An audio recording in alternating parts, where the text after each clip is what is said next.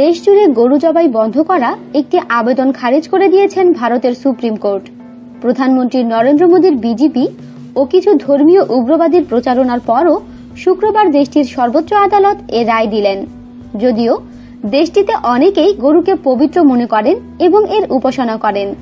সম্প্রতি ভারতের এক ব্যক্তি দেশ জুড়ে গরু জবাই নিষিদ্ধের জন্য আবেদনটি করেছিলেন। ওই আবেদন কার্যকর হলে 125 কোটি মানুষের দেশটিতে গরুর মাংস খাওয়া বন্ধ হয়ে যেত।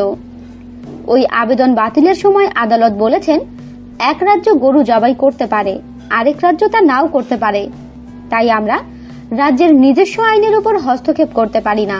হিন্দু ধর্মগ্রন্থে গরুকে বলা হয়েছে সভ্যতার মাতা। অনেকেই গরুর মাংস খাওয়াকে ধর্মীয় অবমাননা হিসেবে বিবেচনা করেন। ভারতে মুসলিম, খ্রিস্টান এবং নিম্ন হিন্দু বর্ণ সম্প্রদায়ের লাখ লাখ মানুষ গরুর মাংস খান।